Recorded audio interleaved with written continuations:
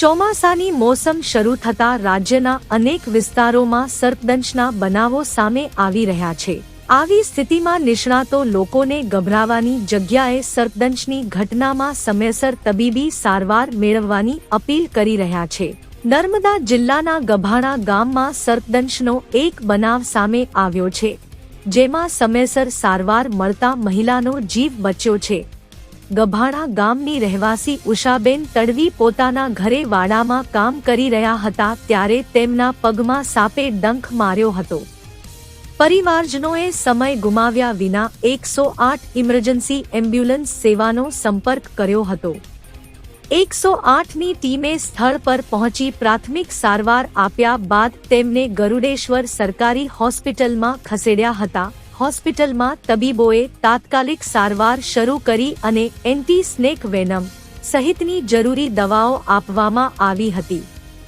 સારવાર બાદ ઉષાબેનની તબિયતમાં સુધારો થતાં તેઓ સ્વસ્થ થઈ ઘરે પરત ફર્યા છે। ગરુડેશ્વર સરકારી હોસ્પિટલના ફિઝિશિયન ડો જસવંત રાઠવાના જણાવ્યા મુજબ જુલાઈ 2026 દરમિયાન સર્પદંશના કુલ 17 દર્દીઓની સફળ સારવાર કરવામાં આવી છે। સમયસર હોસ્પિટલ પહોંચેલા તમામ દર્દીઓને યોગ્ય સારવાર મળતા તેમનો જીવ બચાવી શકાયો છે। નર્મદા જિલ્લાના મુખ્ય જિલ્લા આરોગ્ય અધિકારી ડો જનકકુમાર માઢકેએ જણાવ્યું હતું કે જિલ્લાના તમામ સરકારી આરોગ્ય કેન્દ્રો તેમજ રાજપીપળા સિવિલ હોસ્પિટલમાં એન્ટી સ્નેક વેનમ અને સર્પદંશની સારવાર માટે જરૂરી દવાઓ તથા સુવિધાઓ ઉપલબ્ધ રાખવામાં આવી છે। આરોગ્ય વિભાગે લોકોને અપીલ કરી છે કે સાપ કરડવાની ઘટના બને ત્યારે અફવા, અંધશ્રદ્ધા કે દેશી ઉપચારમાં સમય બગાડવો નહીં। દર્દીને શક્ય તેટલો સ્થિર રાખી તાત્કાલિક 108 એમ્બ્યુલન્સની મદદથી નજીકની સરકારી હોસ્પિટલમાં સારવાર માટે લઈ જવો। સર્પદંશના કિસ્સામાં સમયસર મળતી તબીબી સારવાર જીવન બચાવવા માટે સૌથી મહત્વપૂર્ણ છે। મારું નામ ઉષાબેન છે। અમે ગભાણાથી રહીએ છીએ। મેં લાકડા કાઢતી હતી ને ત્યારે મને સાપ ચાલ્યો હતો। નીચે કચરા વાળો તે મને દેખાયો નહીં, પગમાં ચાલ્યો તો જ ખબર પડી। પછી તરત 108માં ફોન કર્યો એટલે 108 આવી લેવા પછી તાત્કાલિક પછી ટ્રીટમેન્ટ ચાલુ થઈ ગયું। એટલે ડૉક્ટરોએ બહુ કાળજી રાખી છે, બોટલ વડે ઇન્જેક્શન મૂક્યા, ચડાયા, એટલે મેં સારી થઈ ગઈ છું। એટલે હવે મને સારું લાગે છે। નજીકમાં જ અમને સારવાર મળી ગઈ હતી, એટલે મેં હમણાં સારી છું।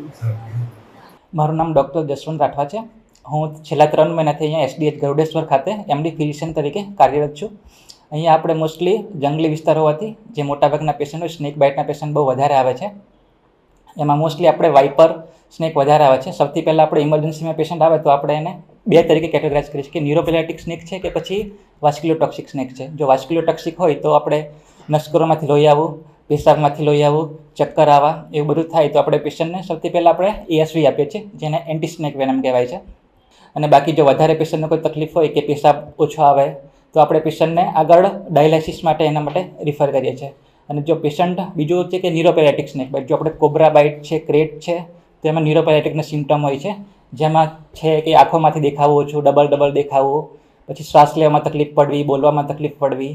તો આપણે પેશન્ટને સૌથી પહેલાં આપણે નિયોસ્ટિગમેન અને એટ્રોપિનના ટ્રાય આપીએ છીએ। જો પેશન્ટ 3 ડોઝથી ઇમ્પ્રૂવ થઈ જાય તો આપણે પેશન્ટને પછી આગળની સારવાર માટે અહીંયા જ રાખીએ છીએ। અને પેશન્ટને આવું લાગે કે આપણે જો વેન્ટિલેટરને એવી રિક્વાયરમેન્ટ છે તો આપણે પેશન્ટને આગળ રિફર કરીએ છીએ।